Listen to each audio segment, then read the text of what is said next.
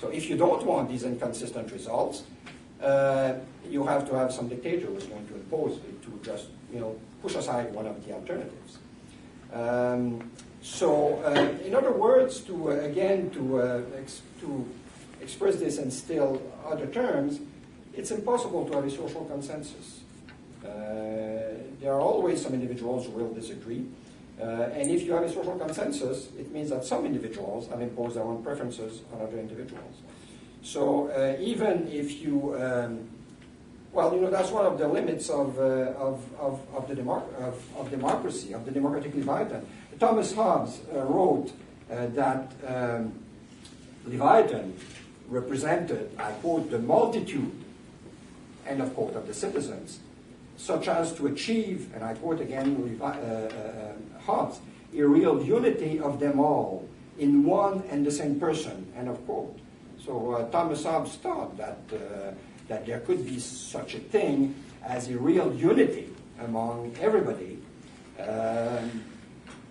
but this is actually logically, which is mathematically impossible.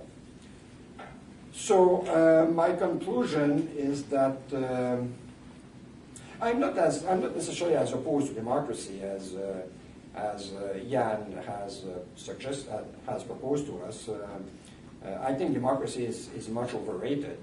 It does remain a not too bad system for changing the guard and keeping the statocrats on their toes. So if we think that the state is unavoidable, and if we think that we should limit the harm that the state should do, democracy, provided it's limited, provided that that the voters cannot decide anything, it's not a bad system. Instead of shooting the bastards, you just vote them out of power, and it does keep the politicians a bit more humble. I would have other ways to keep them humble. For instance, if we, whoever is we, which is we in this room here, forbade the politicians to have bodyguards, it would make them much more humble. Right? They would always fear to be shot. So this might be a better solution than actual democracy. Actually, there was a city-state in Italy, I think it was Venice in the 15th century, where when the Doge was going out for official purposes, he was always followed by a symbolic executioner who was carrying an axe.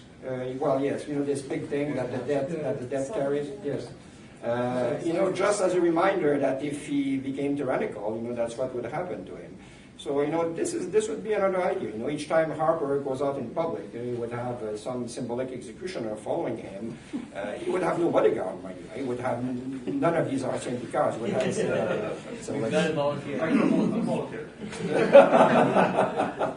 So anyway, my conclusion is that, to the extent that there is a conclusion to this series of questions, is that the state we live under, does seem to have all the power that Thomas Hobbes thought that the state, which is Leviathan, should have, and the fact that it is a democratic state doesn't make it less dangerous, or certainly doesn't make it our Leviathan.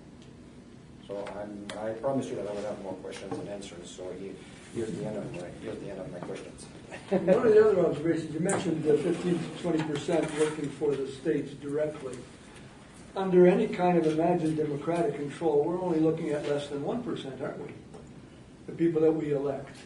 Yeah, exactly. And we imagine that they actually can control the remaining 14% or whatever. And that's an illusion. I keep thinking back to that lovely BBC comedy called Yes, Minister. Yes. And we certainly knew who was in control there. Yeah. Well, I think that service. Yes. The public choice theory has done much on the study of government bureaucracy, showing that the individual incentives of bureaucrats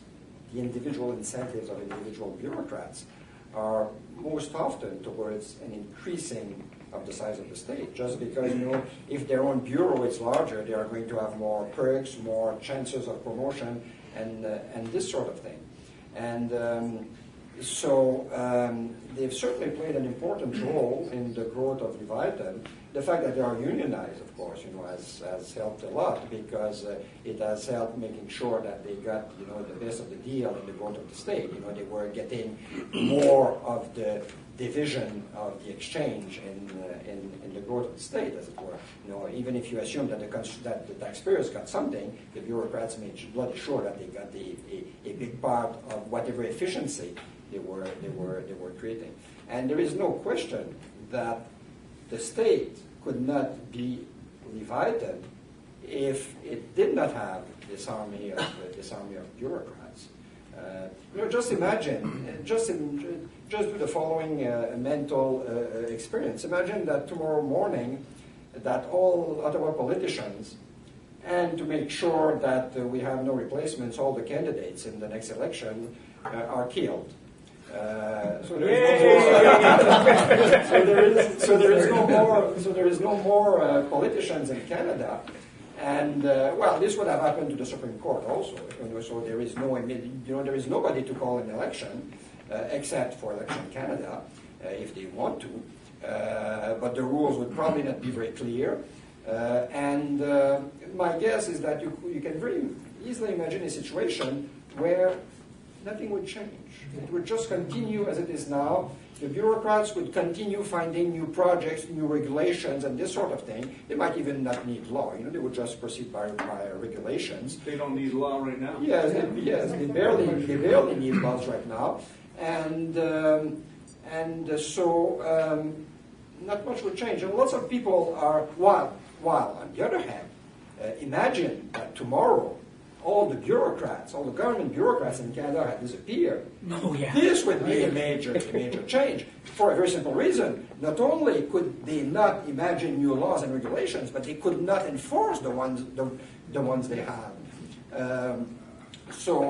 In Bertrand Juvenel's On Power, he reflects on this very often, that at the height of the Roman Republic, there were just a couple of bureaucrats in Rome that, as he says, no king. If you follow me on Twitter again, you would see all these fabulous things.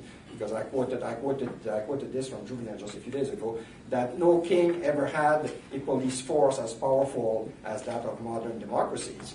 So you eliminate the policemen and let the politicians enforce their laws. Let them come to the people and seize their money with their own guns. And obviously this will not happen. So I think that reducing the power of government bureaucracy, if we want to maintain liberty, assuming again that the state is necessary, but it's probably necessary in the short term, controlling the bureaucracy, and I would say reducing it dramatically, is extremely important. How about Wisconsin? Yes, Wisconsin was, I think, interesting. And actually, it's happening in many places. There was a story in the Wall Street Journal, I think, yesterday about Massachusetts. In Massachusetts, the supposedly democratic trade union-friendly state, they just adopted a law, although I think it's not been adopted by the Senate yet, that would...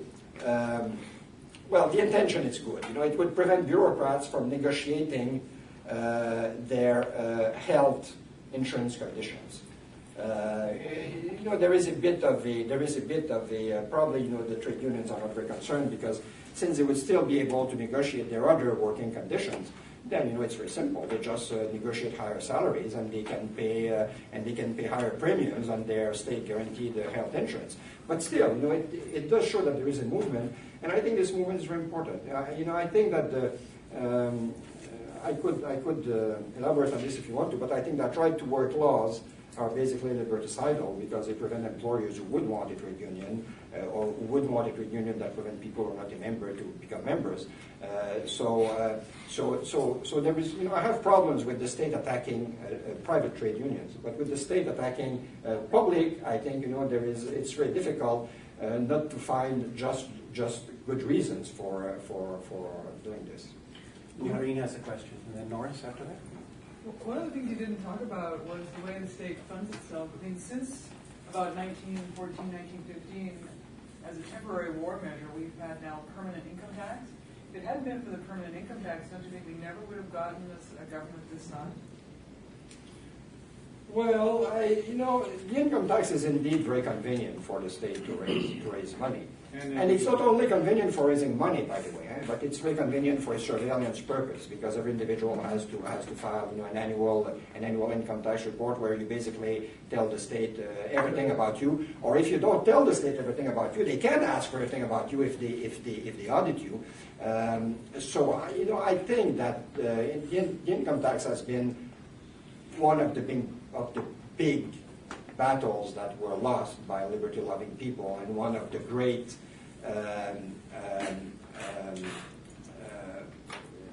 incitement for the increase of the state. Although, I tend to think that if they didn't have the income tax, they would have found something else. In Europe, the percentage of income tax revenues in total government revenue is much smaller than here. Right? Here it must be something like, 60% or something like this of government revenues. In Europe, it's more like 30 or 40%, but they have compensated with the value-added taxes, which are up to 20%. They've compensated with corporate taxes. And corporations, of course, are easy to tax because they have big accounting departments, and they want to maintain all their little privileges with the state and this sort of thing.